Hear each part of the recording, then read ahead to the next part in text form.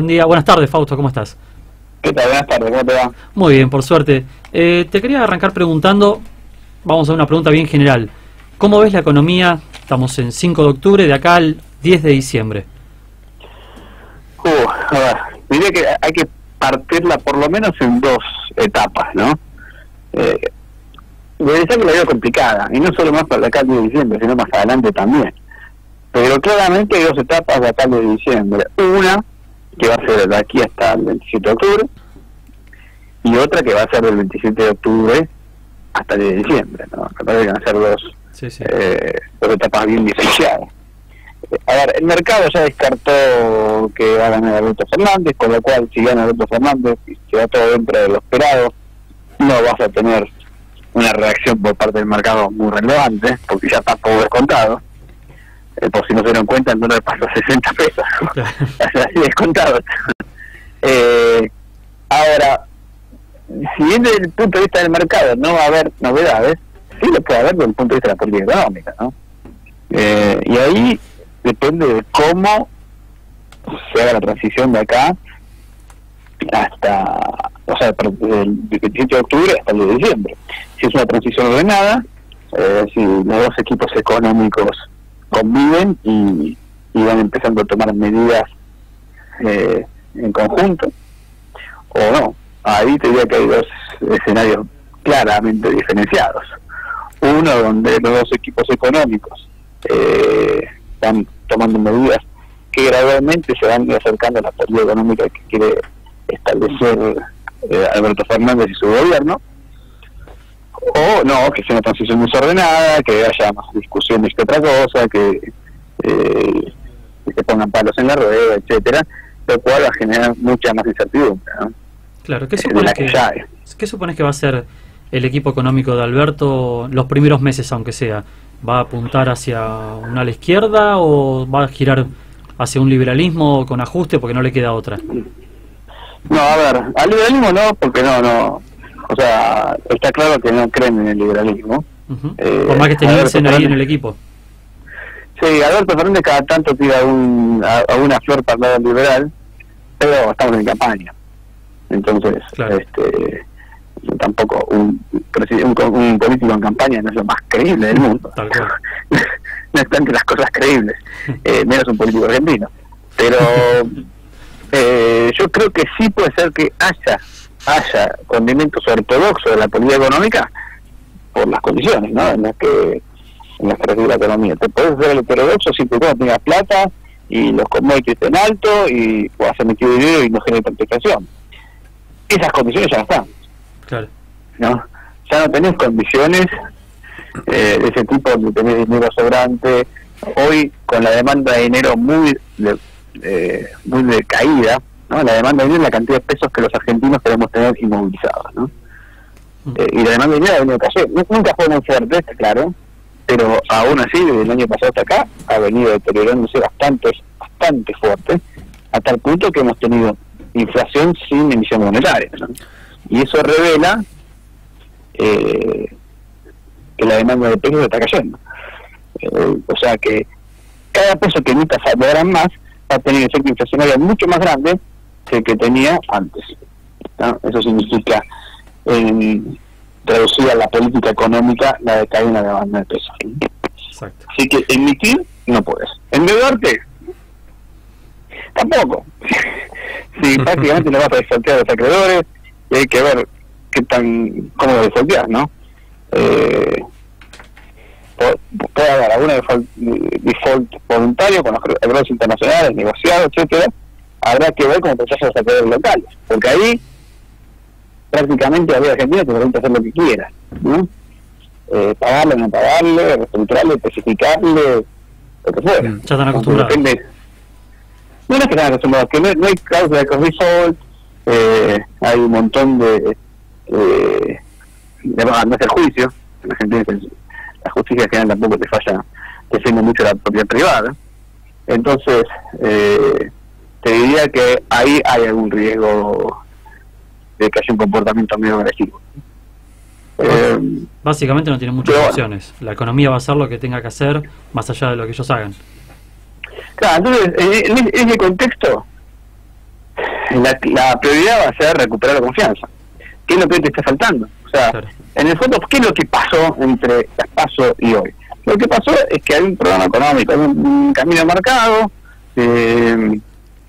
había un rumbo determinado, por ahí no era el mejor ni nada, pero había algo y el mercado confiaba en que por ahí se podía lograr algo en ese camino, ¿no? Y se esperaba una renovación de la deuda, y etcétera, etcétera. De repente se perdió la confianza de un día para el otro y nadie te quiso renovar nada, ¿no? Los vencimientos de letras no pudieron ser renovados prácticamente en nada, y bueno, nadie resiste, ni una empresa, ni un gobierno, nadie resiste que no termine la deuda. Claro. El vencimiento de deuda. O sea, que si vos de repente exigen que pagues toda la deuda, bueno, a ningún gobierno lo podrá sostener. En la particularidad de Argentina, es más grave la situación porque Argentina en realidad, como ha destrozado su sistema financiero alrededor de la historia, porque ha perjudicado siempre al acreedor, parece así que los argentinos tenemos la mayor parte de nuestro ahorro en el exterior o en activos externos. Bueno, no tenemos mercado financiero local. Entonces, cada vez que el Estado necesita plata, necesita tomar deuda, tiene que recurrir al mercado financiero internacional, que es mucho más volátil, está mucho menos comprometido y, por lo tanto, si no quieren agarrar nuevo, y listo, ¿no? O sea, el resto de los países no tienen esa condición tan dura. Tal cual. Así que te diría que en estas condiciones, donde prácticamente no puedes tomar deuda, emitir, podrás hacerlo, pero yo te digo, el impacto inflacionario va a ser más fuerte que antes. ¿Qué puedes poner retenciones? Pero bueno, vas a estar castigando al único sector que está creciendo. Bueno, en estas condiciones te diría que digamos, los márgenes de maniobra son chiquitísimos. Claro. Así que digamos, la ortodoxia total no va a poder funcionar y vas a tener que tomar un camino ortodoxo con algún chastre, algún ruido en el medio, casi seguro. Algún tipo de ajuste, digamos. Sí. ¿Qué tal, Fausto? Te quería hacer una pregunta con respecto a... he visto que has defendido en cierto momento el tema de... o no defendido, pero sí he leído que decís que la inflación no es necesariamente mala y que en un marco donde crezcan los salarios puede haber crecimiento y qué sé yo. Es una postura que... para a ver, la inflación es totalmente mala, es nociva como una droga de nociva, ¿no? Ajá. No defiendo para nada la inflación en ninguna de sus aspectos. Me parece que es una estafa directamente al ahorrista y al trabajador de todo el mundo, ¿no? En ese sentido, ¿estás a favor de una dolarización o una...? Sí, total. A ver, yo lo que sí dije es que bajo ciertas coyunturas puede ser que crezcas con inflación, pero no significa que la inflación sea buena. Es como decir, bueno, mira, claro. Che, por ahí, si te drogás, por ahí andás, podés correr bajo ciertas condiciones. A la verdad te vas a morir, digamos. Claro. Podés salir a explotar, pero no sin que una cosa no quita la otra. Sí, de hecho... Yo creo que la dolarización, a ver, el mercado ya lo eligió, los argentinos ya elegimos la dolarización. Simplemente estamos tratando de evitarla. Ahora bien, sí es cierto que la dolarización trae una serie de problemas, no es libre de problemas. No es mágica. ¿Tiene algunas que? No es mágica que te soluciona todo por el simple hecho de... No, primero no te soluciona todo, o sea, no te va a solucionar el déficit fiscal, ni el exceso de gasto, ni la presión tributaria, cosas que se siguen viendo en Ecuador, por ejemplo. Claro, claramente no te la va a solucionar. Tiene otros problemas de estructura de la economía, por ejemplo, si no tienes una economía completamente abierta, y tenés alguna cierta parte cerrada de la economía, lo que te va a pasar con la dolarización es que, por ejemplo, ponerle que Estados Unidos suba la tasa de interés, ¿saben? Sube la tasa de interés, el dólar se aprecia porque empiezan a ir dólares hacia Estados Unidos.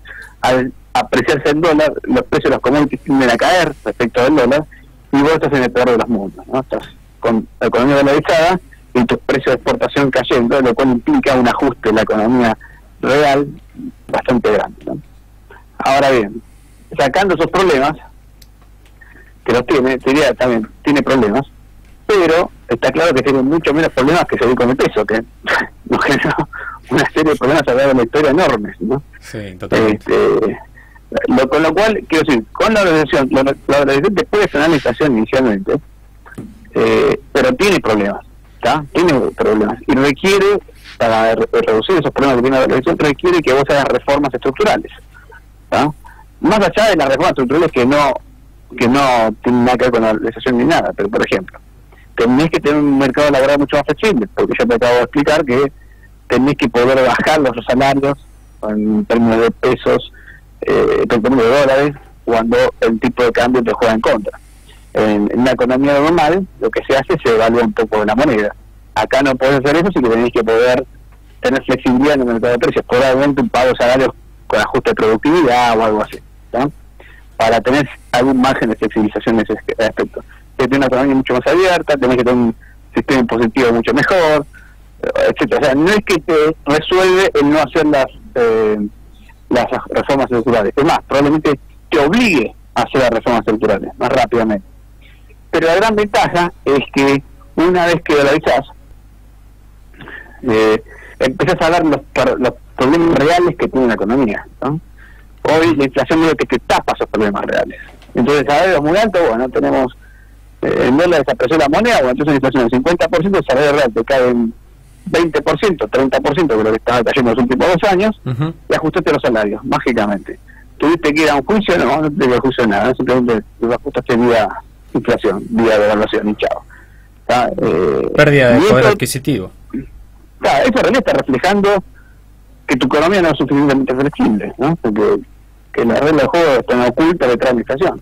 Como la inflación te empieza a tapar un montón de problemas que realmente los tenés y que nunca los resolves porque la inflación te los tapa. ¿Está bien? Sí, claro. O sea, cuando hablamos de reformas estructurales, estamos hablando de reformas que hay que hacer, porque hay partes de la economía que son muy rígidas, que no están adaptadas a la economía del mundo de hoy, etcétera, etcétera, etcétera. Pero todos esos problemas no los vemos porque la inflación te los va resolviendo, te los va licuando, te los va tapando. Claro, en base al sistema tributario que mencionabas vos, acá Alberto quería hacerte un planteo, más bien. ¿Qué tal, Fausto? ¿Cómo te va? Alberto Refusta. Somos colegas, también soy economista. Te quería hacer una consulta. No sé si me escuchás. Hola. Me parece que se cortó la comunicación. ¿Se cortó la comunicación? Bueno, mientras restablecemos, quiero hacer justo aprovecho para hacer un punto.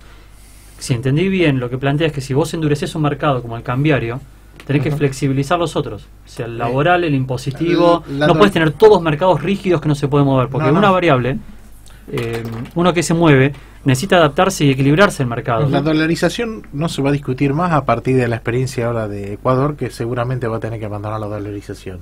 Que encima es una economía, bueno, podés tener ser un país subdesarrollado y tener la moneda del país más avanzado, que más innova del planeta, que la mayor productividad del planeta. Es absoluta, y con trabas. Podés, si haces el ajuste y el del déficit que es necesario. Tendrías que tener hasta el sistema judicial de ellos. Claro. Y no, donde no, ni siquiera... ¿Volvió? ¿Ya estamos? ¿Estamos hablando? Fausto, ¿nos escuchás? Sí, te escucho bien. Ahí está. Bueno, pasamos a la pregunta de Alberto, puedes continuar. Fausto, ¿qué tal? Alberto Refusta te habla. Somos colegas, yo también soy economista. Sí, te escuché esa parte, hasta ahí está. Debe escuchar. Te quería hacer una pregunta sobre algo que nunca se ha hablado en todos los medios, ni hablan los economistas. Que siempre hablamos del tema de la presión tributaria, los 163 impuestos, pero no estamos hablando de los procedimientos tributarios y de la quit. Si vos pensás que hay alguna fuerza en la naturaleza, en la galaxia, que pueda hacer que alguna empresa pueda venir a invertir digamos, a poner fábricas en un país donde existe algo que es la quit, que la FIP te la puede dar de baja en cualquier momento o suspender, y donde las facturas y remitos te los autoriza la FIP, es decir, que la propiedad privada ha sido conculcada en la Argentina, y donde además te pueden embargar sin orden judicial. ¿Crees que existe alguna razón por la cual alguna empresa argentina o algún privado del exterior pueda venir a poner alguna empresa que pueda instalar en cualquier lugar del mundo bajo estas condiciones? No creo. Es más, y estás hablando solamente de la FIP, que es como la menos mala. Sí, después llegamos con ARBA y con todo. Sí. Bueno, otra vez, te comento lo que te decía atrás. vos como cuando tenés un proceso inflacionario como el que tenés, con la recesión que tenés, todos esos problemas que son reales, no se atacan y pasan todos desapercibidos y tratamos de resolver la inflación y la inflación todo te oculta. Y entonces, ¿quién invierte en Argentina? Y el argentino que sabe vivir entre la inflación y que, bueno, no le paga la FIP, le paga después, que hace todos esos manejos raros que tiene que hacer porque si no, no sobrevive, paga negro una parte, ¿no? Y te diría que tampoco, porque estamos los avisos para comprar ladrillos en Miami, en Detroit, están a la orden del día. O sea que ya ni siquiera eso. No, después te digo, ya el esquema es ese. Entonces, cuando todo no da para más, ¿qué hacemos? Una férrea devaluación, terrible devaluación, que haga que los costos sean tan bajos y los salarios se hagan percha, por así decirlo, al punto tal que entonces todas esas regulaciones, todo ese costo, porque tú solo puedes medir como un costo, todo ese costo es pagable porque todos los demás costos los destrozaste vía devaluación, ¿no? Pero lo que y eso no explica cómo funciona con Argentina, pero a la larga no crecen mucho, ¿no? O sea, lo que nunca podremos solucionar los costos de los que están atrapados, digamos, de los que está el campo, los que estamos agarrados. Pero es imposible, por más devaluación que haya, que alguna empresa nueva venga a instalarse y que nos solucione el problema de la pobreza y la desocupación.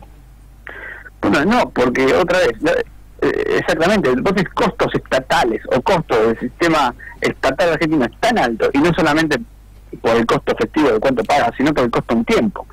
Vos pensás, estaba haciendo un cálculo que hay en PricewaterhouseCoopers, sacan en informes de Paying Taxes, y prácticamente, si vos quisieras pagar tus propios impuestos, te llevaría 5 horas más a la semana, para poder pagar todos tus impuestos. O sea, básicamente tenés que trabajar el sábado, pero trabajar el lunes a viernes y el sábado hasta las 3 de la tarde, si te levantas un poquito más tarde, porque es sábado, para pagar los impuestos. Eso, el tiempo que te lleva hacer el trámite burocrático.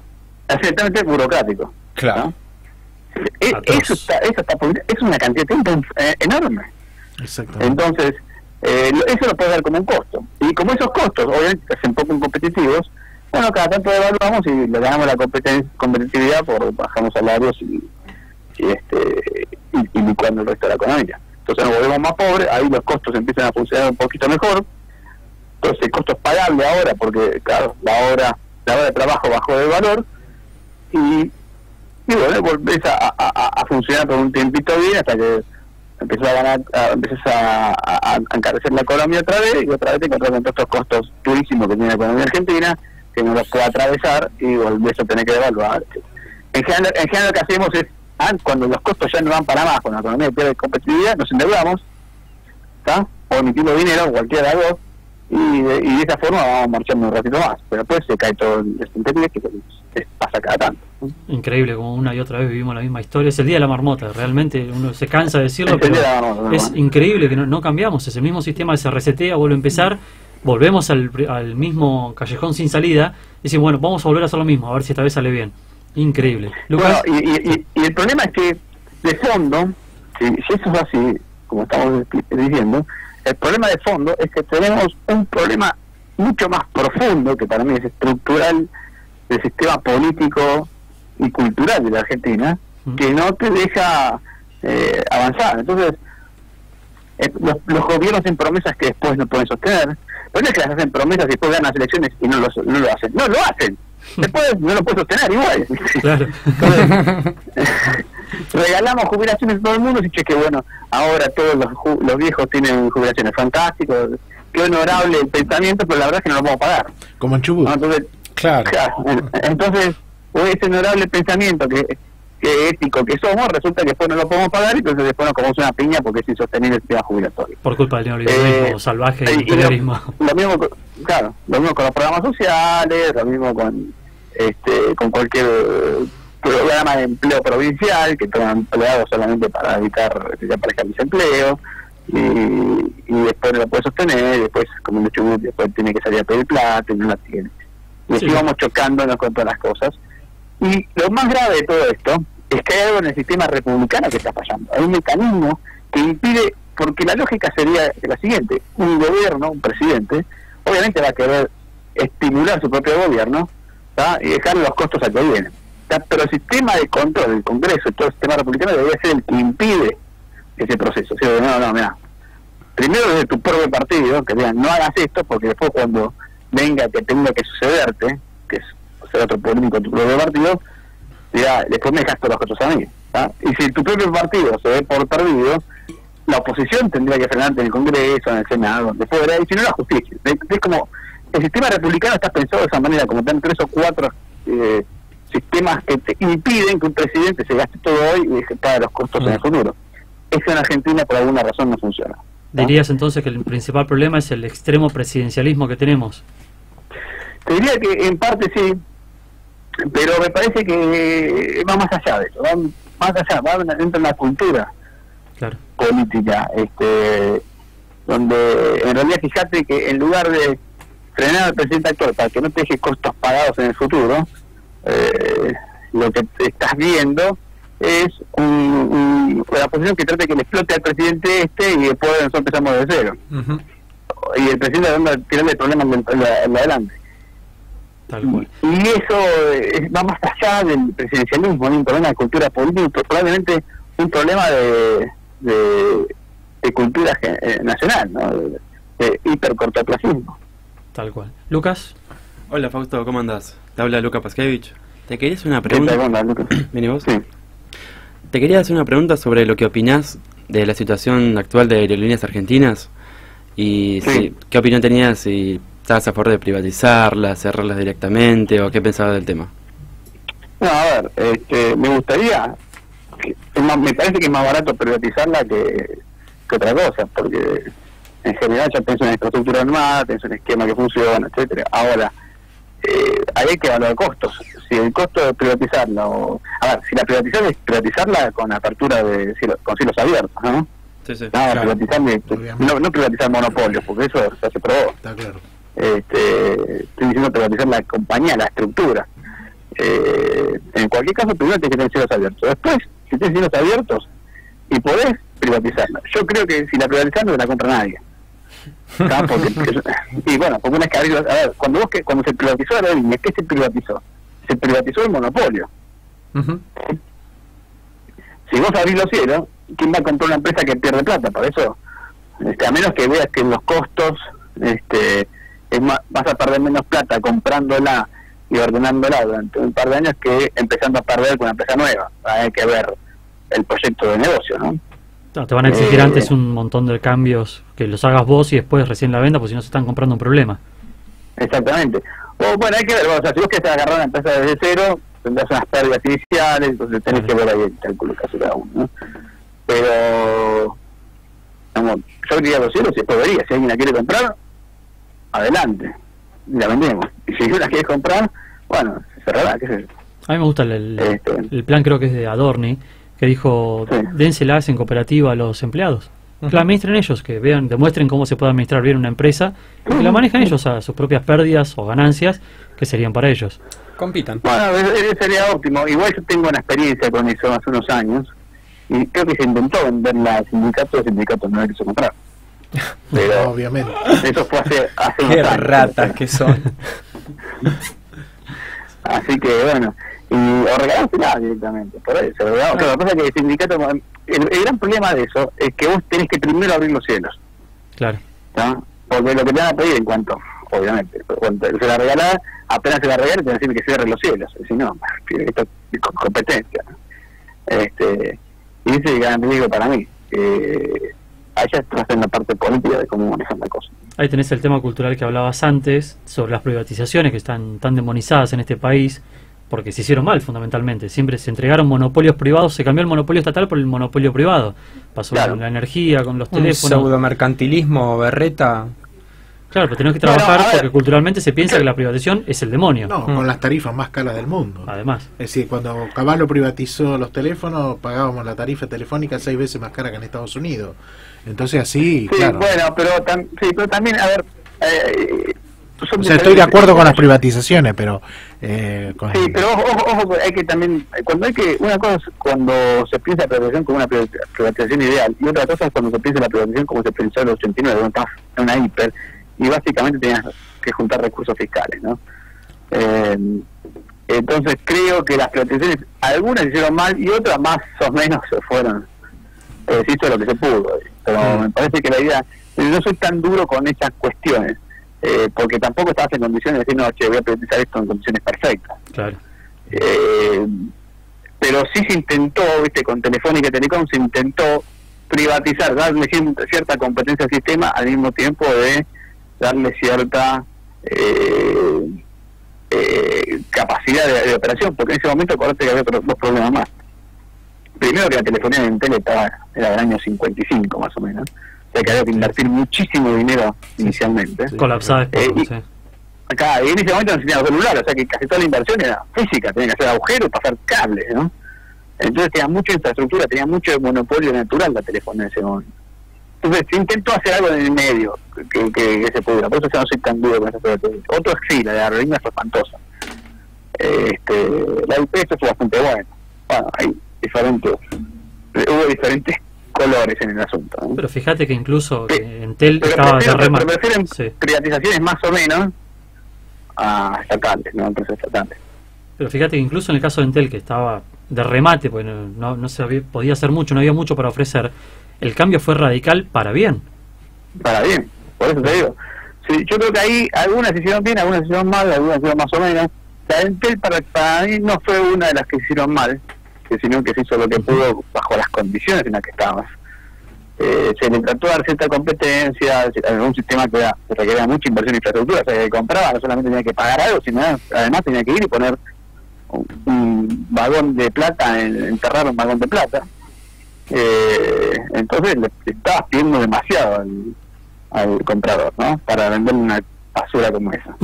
Tal cual. Bueno, pero sí, incluso, remarco, incluso salió bastante bien. Creo que Alberto, nosotros lo vivimos, lo que fue Entel, lo que era pedir un teléfono con el disco, y de repente pasamos a tener todo sin inalámbrico, y lo pedías y lo tenías a la semana. Fue un cambio muy grande y muy sustancial. Sí, pero creo que se podría haber hecho un poco mejor, digamos, habiendo... Pero te devuelvo a 1989, te devuelvo a 1989, ¿lo haces o no lo haces?